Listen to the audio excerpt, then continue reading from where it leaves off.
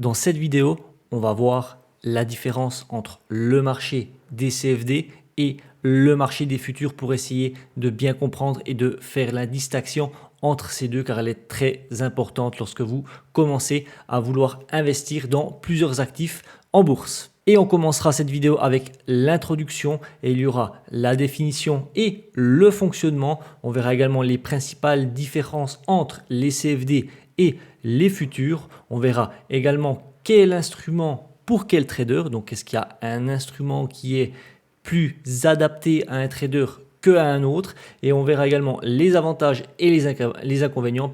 Et on terminera bien évidemment avec la conclusion. Et on commence avec l'introduction. Donc aujourd'hui, on va aborder un sujet essentiel pour tous ceux qui s'intéressent au trading. Donc c'est quelle est la différence entre les CFD, qui veut dire Contract for Difference, donc le contrat pour la différence en français, et le marché des futurs. Donc que vous soyez un trader, un nouveau trader qui est débutant ou bien expérimenté, c'est quand même très important de pouvoir comprendre la particularité entre ces deux instruments financiers afin de choisir celui qui vous convient le mieux et qui est peut-être le plus adapté à votre stratégie. Les CFD et les futurs, ce sont deux instruments dérivés qui sont très populaires dans le monde du trading puisqu'on en parle maintenant depuis plusieurs années et je dirais même qu'on en parle même tous les jours sur les réseaux sociaux. Ils permettent tous les deux de pouvoir spéculer sur les mouvements des prix sans forcément posséder l'actif sous-jacent, mais il est très important de comprendre qu'ils fonctionnent quand même de manière très différente. Alors pourquoi c'est important de bien comprendre la différence entre les CFD et les futurs? C'est essentiel parce que ça fonctionne de manière différente et ça peut avoir un impact direct sur la manière dont vous gérez vos positions ou encore les coûts associés à vos transactions ou encore les risques que vous prenez sur les marchés. D'accord? Moi, je dirais que si vous êtes un trader particulier, les CFD, ils pourraient être un petit peu plus accessibles parce qu'ils sont un petit peu plus flexibles. Ils offrent vraiment plus de flexibilité que les futurs. En revanche, si vous êtes un trader expérimenté, voire même un trader institutionnel, le marché des futurs, il pourrait mieux répondre à vos besoins parce qu'ils sont beaucoup plus transparents et il y a une régulation qui est beaucoup plus stricte. On passe maintenant à la définition et au fonctionnement d'un CFD. Ok, on va voir qu'est-ce qui se passe, qu'est-ce qu'on peut faire lorsque on décide d'acheter ou de vendre un actif. Ok, donc un CFD, c'est un contrat dérivé entre un trader et un courtier où le trader, simplement, il va spéculer sur la différence de prix d'un actif sous-jacent comme des actions, des indices, des matières premières ou encore de la crypto-monnaie et il va spéculer justement sur la différence de prix entre le moment de l'ouverture et celui de la fermeture de la position. En d'autres termes, ça signifie que vous ne possédez jamais réellement l'actif sous-jacent, mais vous pariez simplement sur la direction de son prix. Ok? Si vous pensez que le prix va augmenter, vous prenez ce qu'on appelle un achat, c'est une position longue. Ok? Et si vous pensez que le prix il va baisser, simplement vous prenez une position short, donc une position de vente et le courtier il va calculer ensuite la différence entre le prix d'entrée et le prix de sortie de votre position et vous payez ou recevez cette différence en espèces. On continue maintenant avec un cas pratique, pas très compliqué, vous savez comment ça fonctionne, mais imaginons que vous ouvriez un CFD sur l'action Tesla qui est à 200 $ par action. Imaginons que si le prix y monte à 220 $, le résultat c'est que vous gagnez 20 $ par titre que vous avez en portefeuille. En revanche, si le titre y perd 20 $, donc s'il descend à 180 $, bien évidemment, vous perdez moins 20 $ par titre. D'accord? Ce n'est pas très compliqué, c'est simplement la plus-value et la moins-value. Par contre, dans cet exemple, je n'ai pas mentionné le spread, ni les frais de maintien de position. Donc, c'est ce qu'on appelle des frais overnight si vous gardez votre position après la fermeture des marchés la semaine, et des frais overweek si vous gardez votre position durant le week-end. Ce sont des frais qui peuvent quand même être importants si vous maintenez votre position assez longtemps, mais on va creuser un petit peu plus loin tout ça, on va développer un petit peu plus dans les slides suivants. Donc c'est quand même des choses qui sont essentielles à prendre en compte, et on va voir comment ça fonctionne dans le slide suivant pour le spread. Alors le spread, qu'est-ce que c'est? Donc imaginons que vous êtes devant votre plateforme et que vous vouliez acheter ou vendre un actif, et je répète, on est toujours sur du CFD, et on va reprendre l'exemple de Tesla où vous voyez que le prix actuel du titre il est à 200 $, et vous dites je pense que c'est une bonne occasion, je vais acheter du Tesla. Il n'y a pas de problème. Par contre, la plateforme, elle va vous dire, OK, tu peux acheter Tesla, mais tu ne vas pas l'acheter à 200 $. Moi, je te propose de l'acheter à 202 $. Et c'est pareil si tu veux la vendre. Si tu veux la vendre, je ne vais pas te la faire vendre à 200 $, je vais te la faire vendre à 198 $. Vous voyez cette différence de 2 $ à chaque fois, c'est ce qu'on appelle le spread. Okay, donc, lorsque vous achetez ou bien vous vendez un actif, vous commencez immédiatement avec une perte latente qui est là, en l'occurrence d'environ 2 $ sur votre portefeuille. D'accord? Là, j'ai peut-être un petit peu exagéré au niveau du spread, c'est pas autant excessif que ça. Et si ça l'est, franchement, si vous voyez quelque chose comme ça, n'y allez pas. Mais voilà, là, on a, c'est pour l'exemple, on a 2 $ de spread. D'accord? Et donc, ce spread, il représente la différence entre le prix d'achat et le prix de vente, qui constitue en quelque sorte la rémunération de votre courtier. On passe maintenant aux caractéristiques des CFD. Donc ici, je vais utiliser plusieurs termes. J'aurai peut-être un petit peu l'impression de me répéter, mais ce sera dans différents contextes. Okay, donc, on commence avec les actifs sous-jacents. Avec les CFD, vous ne possédez jamais l'actif sous-jacent. Vous ne faites que de spéculer sur la direction de son prix. Okay, ensuite, les dates d'expiration. Contrairement au marché des futurs, vous pouvez garder votre position aussi longtemps que vous le souhaitez, à condition de payer des frais de financement si vous gardez votre position d'un jour à l'autre. D'accord? Donc des frais overnight si vous gardez votre position d'un jour à l'autre en semaine, et des frais overweek si vous gardez votre position le week-end. L'effet de levier, vous le savez, les CFD, ils ont des effets de levier qui sont souvent élevés et qui ne sont pas forcément en adéquation avec le capital à disposition. C'est pour ça que vous savez qu'il y a plus de 90% des personnes qui sont perdants sur le marché des CFD. C'est peut-être une cause, puisqu'il y a des fois un surlevier qui est un petit peu trop important par rapport au capital. D'accord? Et ensuite, le marché disponible, les CFD, ils permettent de trader sur une vaste gamme de produits comme les actions, les obligations, les matières premières, les crypto-monnaies et le forex. Ok? Et puis, une petite aparté par rapport à tout ça, le marché des CFD, il vous permet également de prendre un ordre achat et un ordre vente en même temps, contrairement au marché des futurs où c'est quelque chose qui n'est pas possible. Soit on est à l'achat, soit on est à la vente. On continue maintenant avec le marché des futurs. Donc les futurs, ce sont des contrats financiers qui sont standardisés et qui obligent les acheteurs et les vendeurs à acheter ou à vendre un actif sous-jacent à une date future et à un prix fixé à l'avance. Contrairement au CFD, les futurs, ils sont négociés sur des marchés organisés et régulés comme le CME. Le CME, c'est le Chicago Mercantile Exchange. Okay, et ils sont souvent utilisés pour la couverture des risques ou bien encore la spéculation.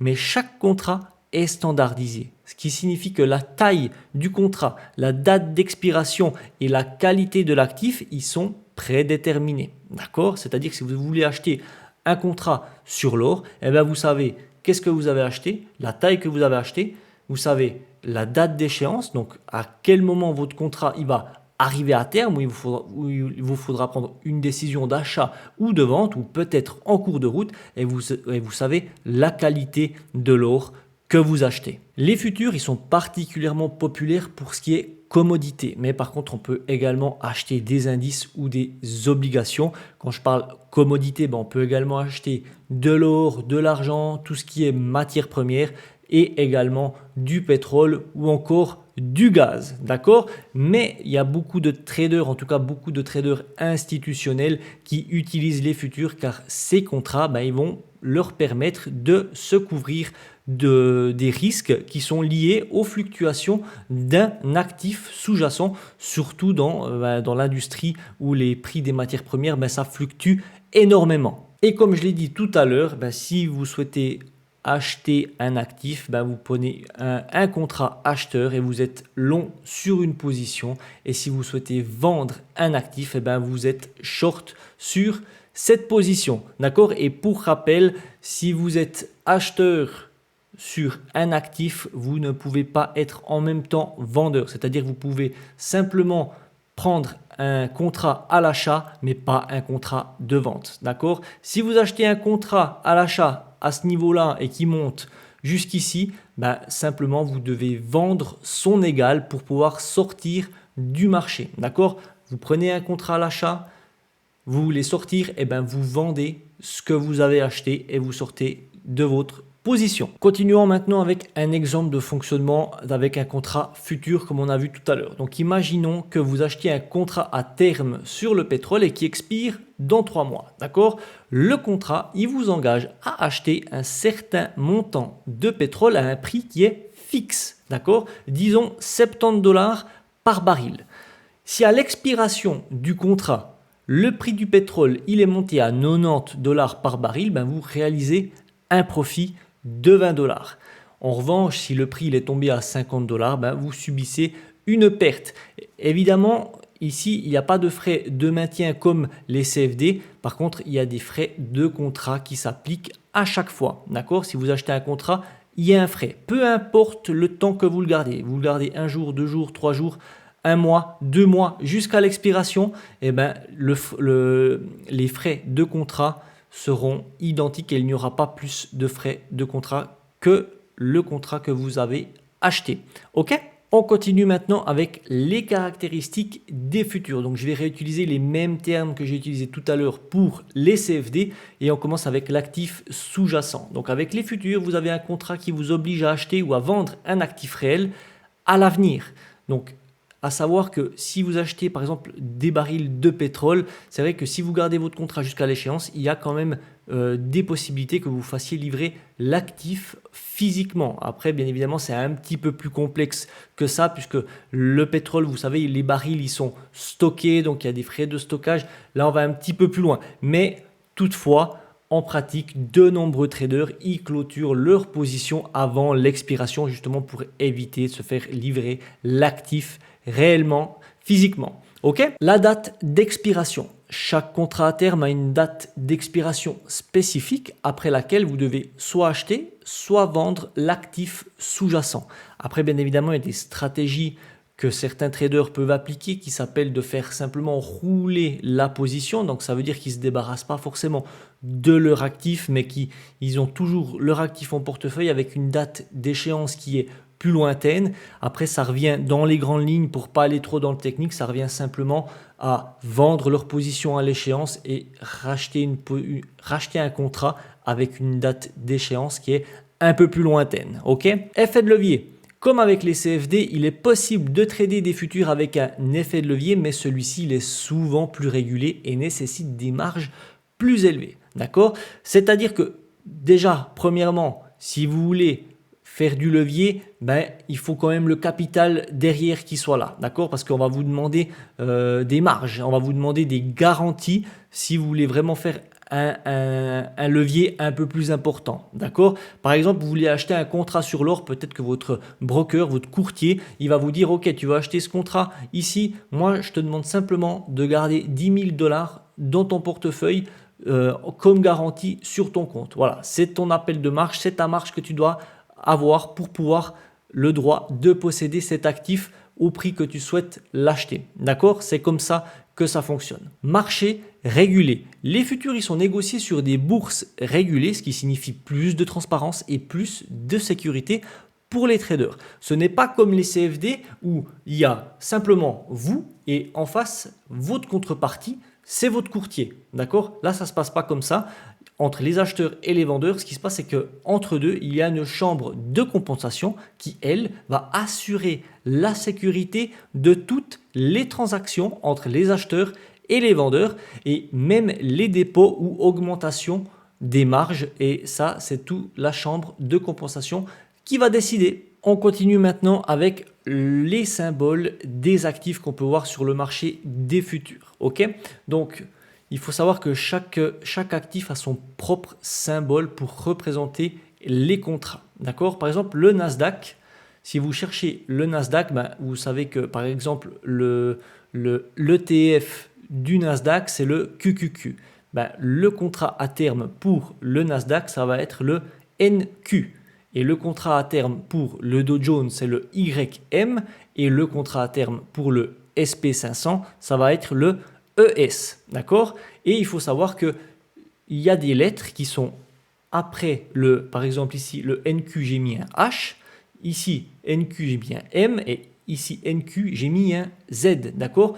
Ce sont toutes des lettres qui ont une signification et qui indiquent une échéance, d'accord? Et chaque lettre a son mois d'échéance. Par exemple, si je prends le mois d'aujourd'hui, donc l'échéance actuelle, ça va être fin décembre, d'accord?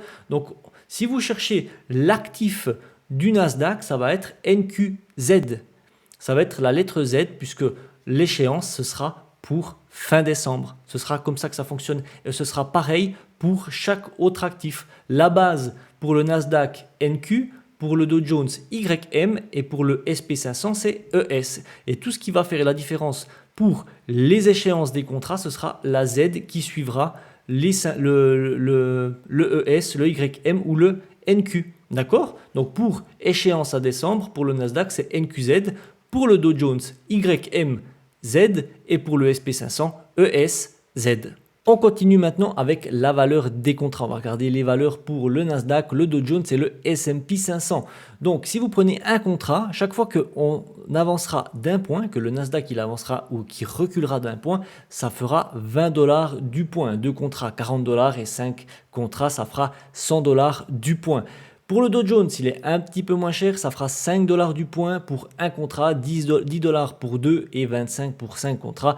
Et pour le S&P 500 qui est un peu plus cher, ça fera 50 $ du point pour un contrat et 250 $ si on va avec 5 contrats. Ce sont des prix que malheureusement on ne peut pas changer, on est obligé de s'adapter, on est obligé de faire en fonction par rapport à notre trading. Si par exemple on veut limiter les pertes et puis on veut limiter notre perte à 500 $, c'est vrai que pour le Nasdaq, pour le NQ, on ne pourra pas mettre un stop loss supérieur à 25 points puisque 25 points fois 20 $ du point, ça nous fait 500 $.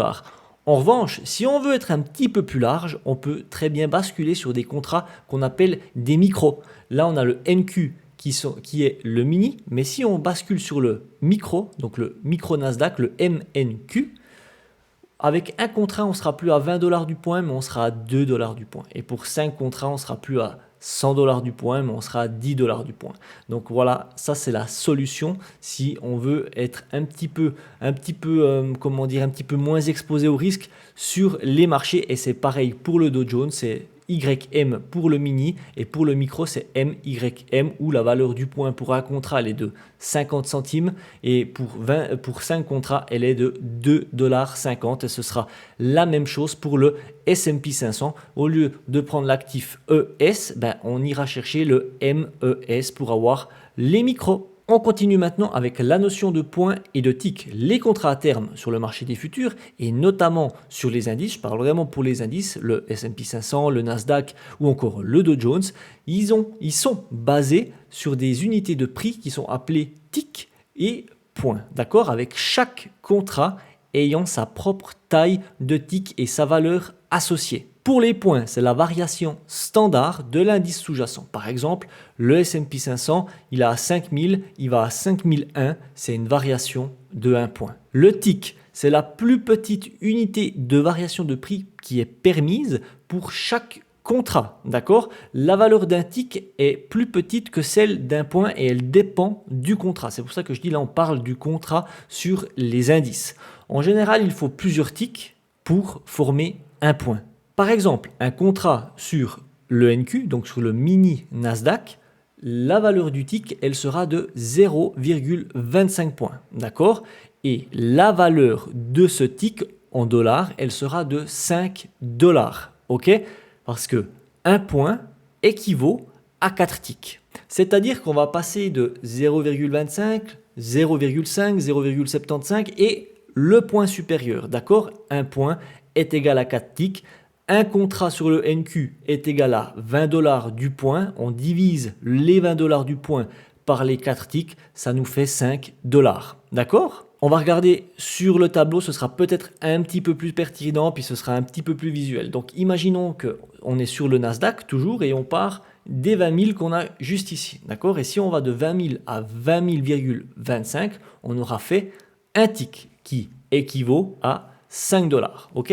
Maintenant, on va de 20 000 à 20 000,50. On aura fait 2 ticks qui équivaut à 10 dollars. Et de 20 000 à 20 000,75, on aura fait 3 ticks qui équivaut à 15 dollars. Et on arrivera au point supérieur à 20 001 où on aura fait 4 ticks ou 1 point. On peut même aller jeter un petit coup d'œil sur les graphiques. Comme ça, on pourra voir. Donc là, on est bien sur le NQ. Vous voyez, NQ. Z, c'est l'échéance du mois de décembre. Et puis, je vais vraiment étirer un maximum pour qu'on puisse vraiment bien voir correctement. OK? Donc, je vais partir d'un chiffre rond. Donc, je vais partir depuis 20 398. Je monte, on arrive à 20 398,25, 50, 75 et on arrive à 20 399 qui est le point supérieur. Donc, on peut voir ici, on a fait un point qui équivaut bien à 4 ticks. OK? Et puis, par exemple, si je vais sur le Dow Jones, lui, par contre, chaque tick équivaut directement à un point. Si je mets plus large l'échelle, on peut voir qu'on monte à chaque fois d'un point. Il n'y a pas de virgule. OK? Donc, voilà un petit peu la notion de point et de tick. On va passer maintenant à un tableau comparatif qui va un petit peu répéter tout ce qu'on a vu jusqu'à présent. Donc, c'est clair que je vais me répéter sur certaines choses, mais là, on va vraiment faire la différence entre les CFD et les futurs au travers de ce tableau comparatif. On commence directement avec la propriété de l'actif. Lorsque vous tradez un CFD, vous n'êtes jamais propriétaire de l'actif sous-jacent. Vous passez simplement un contrat avec votre courtier dans lequel vous pariez sur la différence de prix entre le moment où vous ouvrez la position et au moment où vous la fermez. D'accord? Par exemple, si vous tradez un CFD sur l'action Apple, vous ne possédez pas une part de l'entreprise. Vous spéculez uniquement sur son prix. Dans le cas des futurs, vous avez un contrat d'achat ou de vente de l'actif sous-jacent à une date future et à un prix qui a été fixé à l'avance. Ça signifie techniquement que vous vous engagez à acheter ou vendre l'actif réel à l'expiration du contrat, même si bien évidemment en pratique la majorité des traders ils sortent de leur position avant.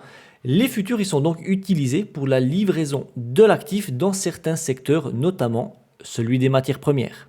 La date d'expiration. Les CFD, ils n'ont pas de date d'expiration. Vous pouvez garder votre position aussi longtemps que vous le souhaitez, à condition bien sûr de payer des frais de financement, ce qu'on appelle des frais overnight ou overweek si vous gardez votre position jusqu'au jour suivant. D'accord? Overnight, c'est quand vous gardez votre position durant la semaine jusqu'au jour d'après, et overweek, c'est quand vous gardez votre position ouverte durant le week-end.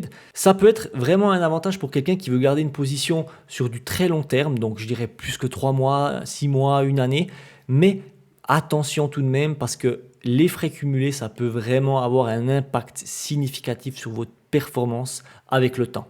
Les futurs, eux, ont toujours une date d'expiration qui est définie et à cette date, vous êtes tenu d'honorer votre contrat, soit en prenant ou en livrant l'actif sous-jacent, soit en le réglant en espèces. Ça signifie que les futurs, ils conviennent quand même davantage aux traders qui ont une vision à court terme avec les contrats à échéance, avec une date butoir, une durée qui est, entre guillemets, qui est limitée.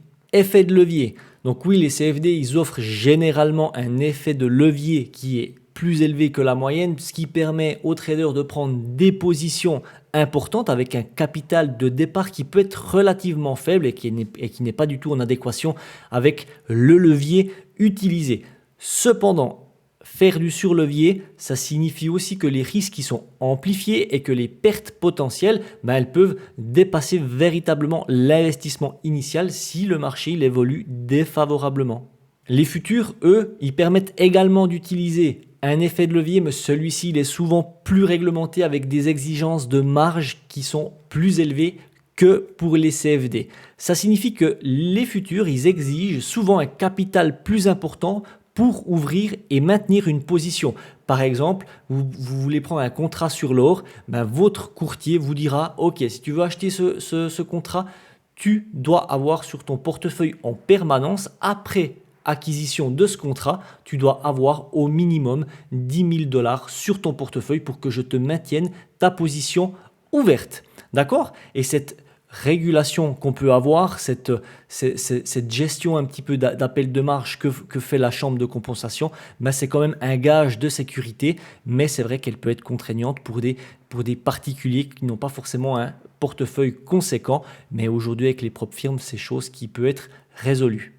Accès marché. Effectivement, les CFD, ils offrent un accès très large à de nombreux marchés et en utilisant les CFD, vous pouvez trader sur les actions, les obligations, les matières premières, les crypto-monnaies, le forex et c'est pour ça que c'est tellement convoité, c'est parce qu'il y a quand même un large panel d'actifs sur une seule plateforme avec un seul courtier. Quant aux futurs, comme ils sont négociés sur des marchés qui sont organisés, qui sont plus centralisés, on sera plus indexé principalement sur des indices matières premières et obligations. Et évidemment, on peut aller sur certains types d'actifs un petit peu plus particuliers, mais ça nécessite de passer par des courtiers spécialisés. Les frais et les commissions. Donc pour les CFD, les frais, ils incluent généralement le spread, c'est-à-dire la différence entre le prix d'achat et le prix de vente, ainsi que pour des frais de financement comme les frais overnight ou overweek si vous gardez votre position au-delà d'une journée. Et ces frais ils peuvent s'accumuler jusqu'à que vous fermiez votre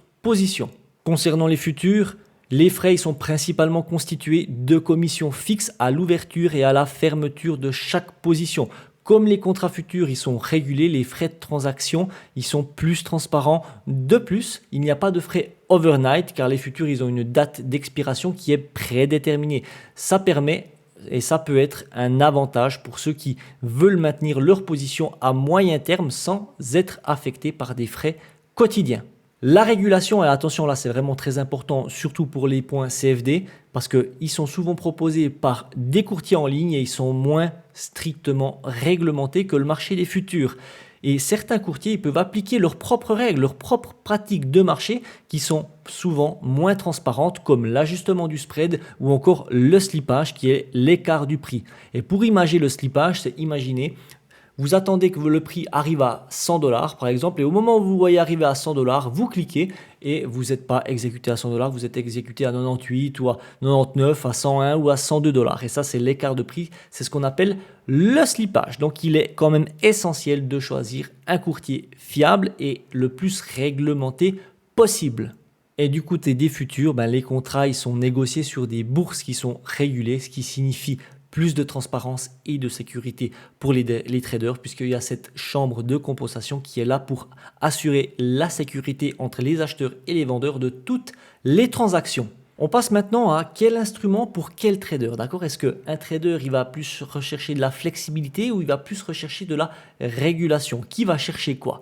Pour les CFD, on aura une grande variété de marchés, on n'aura pas de contrainte de temps en termes d'échéance de contrat et ça nécessite d'avoir juste un petit capital, d'accord? Donc les CFD, ils sont idéaux pour les traders de détail ou débutants qui recherchent de la flexibilité avant tout et une accessibilité à plusieurs actifs sur le marché. Ils permettent de spéculer à la hausse comme à la baisse sans posséder l'actif et offrent un effet de levier qui est important pour des petits capitaux. Et ils n'ont pas de date d'expiration, ce qui les rend quand même plus adaptés au trading à court terme. Et là, je parle notamment des day traders qui ouvrent et qui ferment leur position le jour même. Et pour quelqu'un qui recherche de la régularité et de la transparence, il y a les marchés des futurs. Par contre, ça nécessitera forcément d'avoir un capital un peu plus important. C'est une excellente couverture contre les fluctuations de la volatilité de marché Et effectivement, il faut qu'on ait une vision à moyen terme parce qu'il y a la planification des positions avec les échéances de contrat. Donc, les futurs, ils sont principalement utilisés par des traders expérimentés ou des traders institutionnels pour se protéger justement contre les fluctuations des prix sur divers marchés, notamment celui des matières premières. D'accord ? Ils offrent un environnement régulé et transparent grâce à leurs négociations sur des bourses organisées et avec un effet de levier qui est plus modéré et encadré que les CFD, ce qui nécessite d'avoir un capital un peu plus important. Leur date d'expiration, elle est fixe et elle permet aux traders de planifier leur stratégie avec un horizon de temps qui est défini. On passe maintenant aux avantages et aux inconvénients. Alors, ce sera des choses qu'on aura déjà vues, que j'aurai déjà parlé, mais je ferai un petit peu plus court. C'est simplement pour expliquer l'avantage et les inconvénients par rapport au CFD. Donc, on commence avec la flexibilité. Et évidemment, les CFD, ça permet de spéculer à la hausse ou à la baisse sans date d'expiration, ce qui est très idéal pour le court terme. Large gamme de marché. Alors effectivement, on a un accès qui est diversifié puis qui offre la possibilité de trader différents actifs comme les actions, les matières premières, le forex, les crypto-monnaies et j'en passe. Et tout ça depuis une seule plateforme selon le courtier que vous choisissez. L'effet de levier élevé. Alors évidemment, c'est ce qui rend attractif les CFD pour justement ceux qui ont des petits capitaux qui permettent de prendre des grosses positions qui sont, comme j'ai dit tout à l'heure, pas forcément en adéquation avec leur capital de départ. Et on termine avec les frais réduits pour le court terme, pour la colonne des avantages. Effectivement, c'est un coût qui est avantageux pour du court terme. Donc, si vous ne gardez pas votre position au-delà du jour suivant, et vous serez uniquement, on va dire, taxé par le spread, qui est en guillemets la rémunération que le courtier s'octroie. On continue avec les inconvénients. Alors effectivement, c'est l'opposé de tout à l'heure. On aura déjà les frais de financement overnight si vous gardez votre position au-delà du jour suivant, ce qui peut être coûteux pour un actif que vous possédez sur du long terme. Risque élevé lié à l'effet de levier. Alors effectivement, ça peut être un avantage comme ça peut être un inconvénient puisque le levier il peut amplifier les pertes au-delà de votre mise de départ si le marché il évolue défavorablement. Mais ça nécessite quand même une gestion qui soit quand même un petit peu stricte de votre part pour, d'une part, déjà, ne pas cramer votre compte. Le manque de régulation et de transparence et la dépendance au courtier, ces deux-là ils vont bien ensemble. Effectivement, la régulation, elle est limitée, elle est moins régulée que sur les futurs et vous dépendez uniquement de la transparence de votre courtier. Il n'y a pas de marché centralisé, ce qui implique que vous devez vraiment lui faire confiance, d'accord ? Il n'y a pas cette chambre de compensation comme sur le marché des futurs. Vous êtes sur un marché où il y a vous et le courtier. Donc si vous gagnez, il y en a forcément un autre qui va perdre et ce sera le courtier et en général, il n'aime pas perdre. Et pour résumer, je dirais que les CFD sont plus adaptés à un trading court terme et aux traders qui n'ont pas forcément un gros capital. On passe maintenant à l'avantage et aux inconvénients sur le marché des futurs. Donc pour l'avantage, vous savez, c'est un marché régulé et sécurisé. Il y a de la transparence et une sécurité grâce à cette chambre de compensation qui, elle, va gérer toutes les transactions des acheteurs et des vendeurs. Il n'y a pas de frais overnight, c'est-à-dire qu'il n'y a aucune charge de financement pour les positions qui sont maintenues au-delà d'un jour. Les contrats, ils sont standardisés. C'est un contrat, deux contrats, trois contrats, mais pas 0,5 contrats. Ça n'existe pas. Ce sont des tailles qui sont fixes et vous connaissez l'échéance de chaque contrat que vous achetez. C'est une couverture efficace. Donc, je m'explique, c'est notamment utilisé par les traders un petit peu plus expérimentés, qui, via des stratégies, notamment des stratégies sur option, peuvent se couvrir. Si par exemple, ils sont longs